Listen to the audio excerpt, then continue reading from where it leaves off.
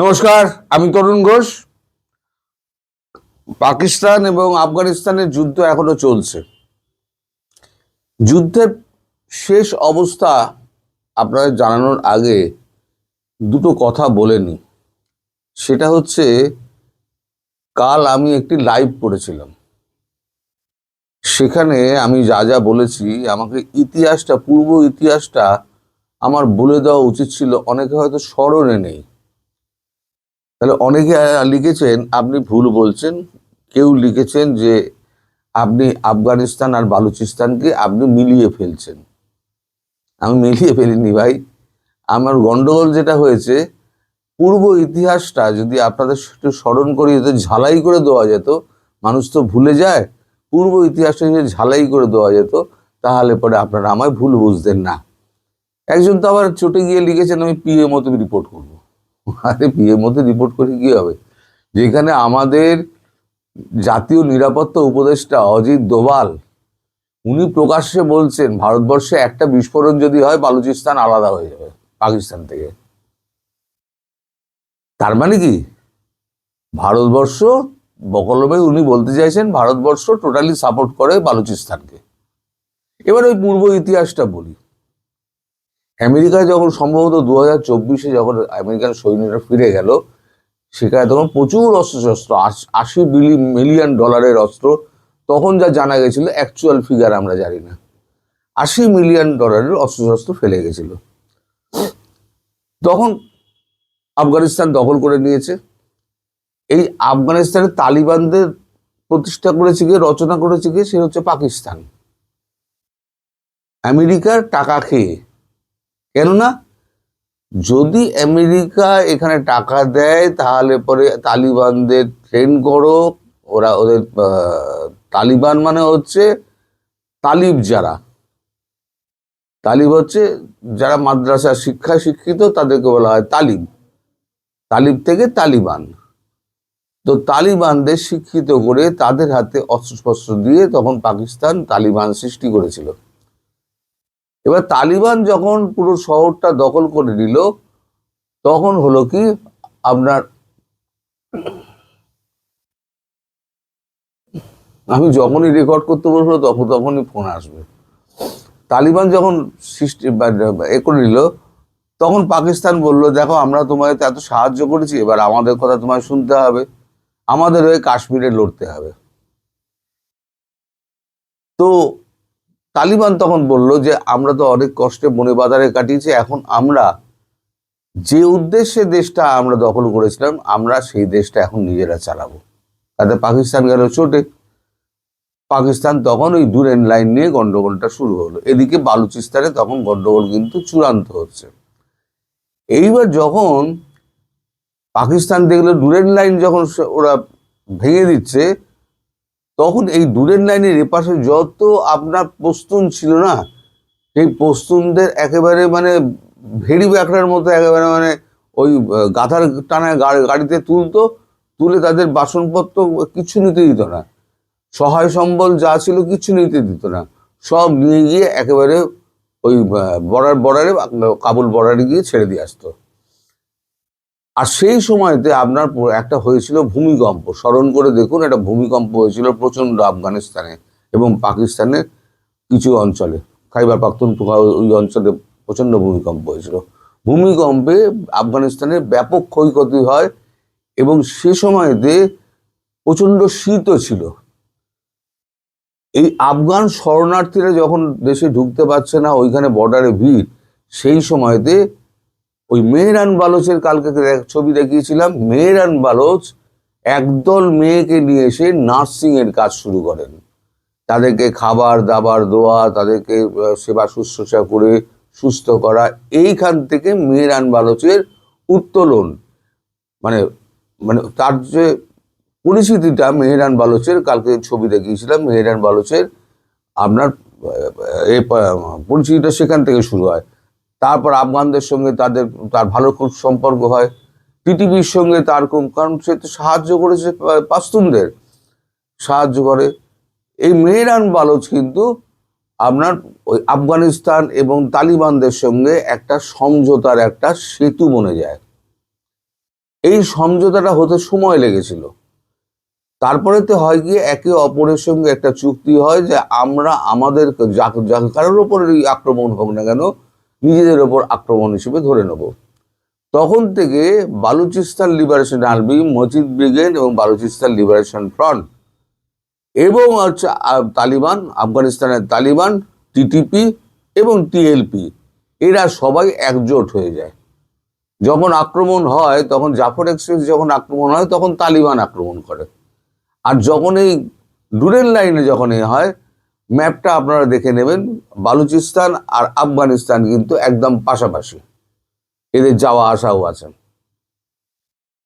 ফলে এই যে পূর্ব ইতিহাসটা আমার বলে দেওয়া হয়নি, ফলে অনেকেই আমায় লিখেছেন যে আফগানিস্তানের সঙ্গে আপনি বালুচিস্তানকে গুলিয়ে ফেলছেন। আসলে আমার পুরনো ইতিহাসটা বলে দেওয়া হয়নি।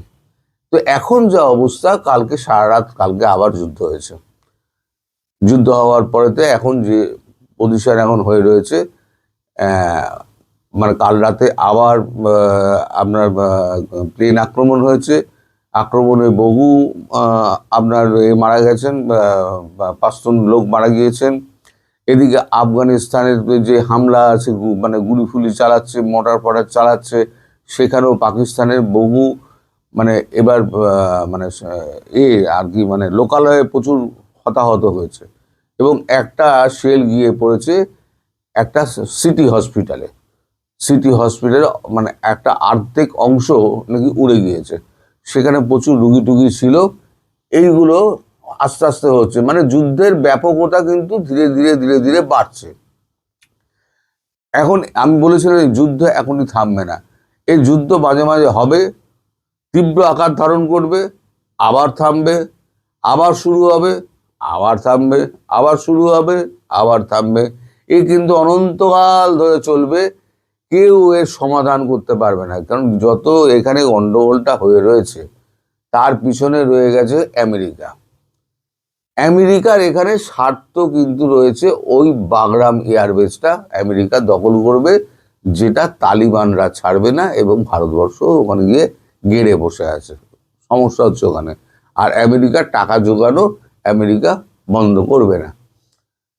এই সমস্যা কতদিনে বন্ধ হবে? এবার এই সমস্যার সঙ্গে মিল আছে কোথায় জানেন? আপনাদের বাংলাদেশে যখন এই যে চট্টগ্রাম হোটেল এবং ঢাকার হোটেলে সিআইএ অ্যাসেটগুলো সমস্ত পটাপট হঠাৎ করে মারা যেতে লাগলো, তখন কিন্তু আমেরিকা বাংলাদেশ থেকে ঝটাপট একেবারে বডিগুলো তুলে নিয়ে গিয়ে পোস্টমর্টম পর্যন্ত করতে দেয়নি, তুলে নিয়ে গিয়ে একেবারে দেশে চলে গেছে। মারলোকে ভারত মেরেছে, এ কথা আমি বলবো না, কিন্তু তাদের সন্দেহ ভারতের এজেন্সি তাদের মৃত্যুর জন্য দায়ী। ভারত বলছে আমরা করিনি, এটা ভারত এটা জানে না। কে করেছে এই নিয়ে এখন একটা টানাপোড়েন চলছে। সেইখানে ভারতের সঙ্গে একটা আমেরিকার বিবাদ রয়েছে, কিন্তু প্রকাশ্যে আনতে পারছে না, কারণ আমেরিকান অ্যাসেট ওখানে যে কাজ করছে, এবং সেটা রয়ের দ্বারা বা অন্য কোনো এজেন্সি দ্বারা তারা যে এখানে মোসাদও কাজ করতে পারে, কেজিবিও করতে পারে। সবার তো মানে বাংলাদেশে তো এখন বিভিন্ন দেশের এজেন্সির ছড়াছড়ি, আমি তো আগেই বলেছি। কে করেছে এখন তো বলা মুশকিল, কিন্তু দায়টা এসে পড়ছে কিন্তু ভারতের ওপরে, যেহেতু ভারত পার্শ্ববর্তী রাষ্ট্র এবং ভারত চায় যে আওয়ামী লীগ ক্ষমতায় আসুক, আওয়ামী লীগকে যে করে হোক প্রতিষ্ঠা করতে হবে। এইখানে বেঁধে আছে কিন্তু আবার ট্রেড ডিলের সমস্যা। এই সমস্ত কিছুর মধ্যে ট্রেড ডিলের সমস্যা এই হয়ে রয়েছে। আমি সন্ধ্যেবেলা আরো আজকে যেটা বেরিয়েছে, সেটা তো কাবুলে হামলা, যুদ্ধ ঘোষণা পাকিস্তানের, এ তো পুরনো খবর, এ তো আপনারা সব জানেন। কোথায় কোথায় হামলা হয়েছে তার ছবি টবি দিয়েছে, সে তো গতকালকে আমি আপনার ম্যাপ দেখিয়ে বলে দিয়েছিলাম। আমি এই প্রসঙ্গটা এর জন্যই টানলাম, এটা গতকালকে যে ভদ্রলোকেরা লিখেছিলেন আমাকে, তারা আমার দেশেরই মানুষ। এখন তারা সবসময় তো আর এই পাকিস্তান আফগানিস্তান নিয়ে চর্চা করেন না, কিন্তু আমরা যারা খবর টবর নিয়ে ঘাটাঘাটি করি, তারা সবসময় চর্চার মধ্যে রাখি বলে আমরা পুরনো ইতিহাসটা আমরা ভুলে যাই না, আমরা ওটা জানি। তা তাদের স্মরণে যদি আমি এটা দিয়ে দিই, তারা আমাদের হয়তো একটু কম ভুল বুঝবেন। তো গতকালকে আমি একটা কপি করেছিলাম, সেখানে বলেছিলাম যে হামাগুড়ি দিয়ে এলো আমেরিকা, লুটনিককে পাঠিয়েছে আমেরিকা, হামাগুড়ি দিয়ে এলো। এবারে আমাদের বাণিজ্য সচিব কি বলেছে শুনুন, আজকে সরকারিভাবে বাণিজ্য সচিব কি বলেছে শুনুন। বাণিজ্য মন্ত্রী, সরি বাণিজ্য সচিব নয়, বাণিজ্য মন্ত্রী পীযূষ গোয়াল। আচ্ছা প্রথমে খবরটা মানে ওপরটা পড়ুন, এখনই বাণিজ্য চুক্তি নিয়ে আশা কম। আমি পড়ি, খুব শীঘ্র ভারত আমেরিকা বাণিজ্য চুক্তি হওয়ার সম্ভাবনা দুরাশা বলে মনে করছে বিদেশ মন্ত্রক। এমনকি সংশ্লিষ্ট সূত্রের খবর, ডোনাল্ড ট্রাম্পের জামানায় আদৌ এই চুক্তি দিনের আলো দেখবে এমনটা হলফ করে বলা যায় না। গতকাল চুপিসারে বাংলাদেশের ট্রাম্পের বাণিজ্য সচিব হার্ভার্ড লুটনিকের আগমন এবং বাণিজ্য মন্ত্রী পীযূষ গোয়ালের বৈঠকে 24 ঘন্টা পরে মুখ খুলেছে সরকার। এই দেখুন, এই লাল দাগটা দেখুন, ভালো করে নজর করুন আপনারা। আপনারা এখানে দেখতে পাবেন, এই যে লাল, এইখান থেকে শুরু, এইখানে শেষ, পীযূষ গোয়ালের মন্তব্যটা আপনারা সবাই পজ করে একটু বড় করে পড়তে পারবেন। তার মানে আমি যেটা বলেছিলাম হামাগুড়ি দিয়ে এসেছিল, পীযূষ গোয়াল বলছে চুপি চুপি এসেছিল। চুপি সারে আসে সে, আমাদের এখানে সিনেমা হয়েছিল না, চুপি সারে আসে সে।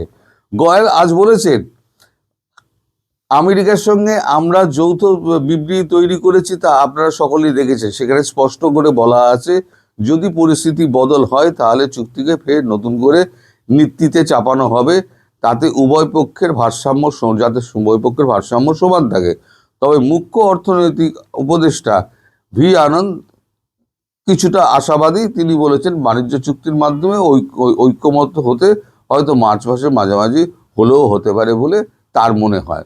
বাণিজ্য মন্ত্রকের কথায় স্পষ্ট, আমেরিকার সুপ্রিম কোর্ট ট্রাম্প শুল্ক বাণিজ্য খারিজ করার পর ভারত আমেরিকা চুক্তি সব হিসেব ওলটপালট হয়ে গিয়েছে। কূটনৈতিক মহলের এক সূত্রের খবর, বক্তব্য, চুক্তি না হওয়াও চুক্তি। আচ্ছা, চুক্তি না হওয়াটাও একটা চুক্তি, দেশের স্বার্থের জন্য তা সর্বতভাবে সুবিধাজনক নাও হতে পারে, তবুও কূটনৈতিক চাপে তাদের মুখ পড়ে শাসক দলের, যেটা আমেরিকার ক্ষেত্রে বলছে। এখন এই যে তুমি আমার সঙ্গে এফটিএ করার চেষ্টা করছো, তুমি আমার পেছনে দৌড়াচ্ছ, আমার দেশে খাবার চাই, আমার দেশে অমুক চাই, এদিকে তুমি ভারতকে অস্থির করার জন্য তুমি পাকিস্তানকে অর্থনৈতিকভাবে সাহায্য করছো। আমরা তো এখন সব জানি না, কোথায় কিভাবে কত টাকা দিচ্ছে আমরা কি করে জানবো? এই যে পাকিস্তান হৃষ্টপুষ্ট হচ্ছে, পাকিস্তানকে তো মেরে তো খান খান করে দিয়েছিল। এই যে না ভারত এটা ভুলতে পারছে, না আমেরিকা ভুলতে পারছে, সেই সিঁদুরে তাদের কত লোক মারা গিয়েছিল, টার্কির মারা গিয়েছিল, চায়নার মারা গিয়েছিল, আজারবাইজানের মারা গিয়েছিল, সব ওই আপনার নূর খান এয়ারবেসের তলায় ছিল। যখন গুঁড়িয়ে দিয়েছিল তখন সেই নূর খান এয়ারবেসকে ভেঙে আবার নতুন করে তৈরি করা, এর পেছনে বহু টাকার দরকার। পাকিস্তানের অত টাকা নেই, আর একটা যুদ্ধ চালাতে গেলে প্রচুর টাকা দরকার।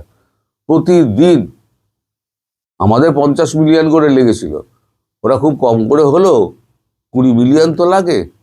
তাহলে সেই টাকাটা পাকিস্তান পাচ্ছে কোথায়? পাকিস্তানের তো নিজস্ব কোনো রোজগার নেই, ভিক্ষাবৃত্তি করে চলে।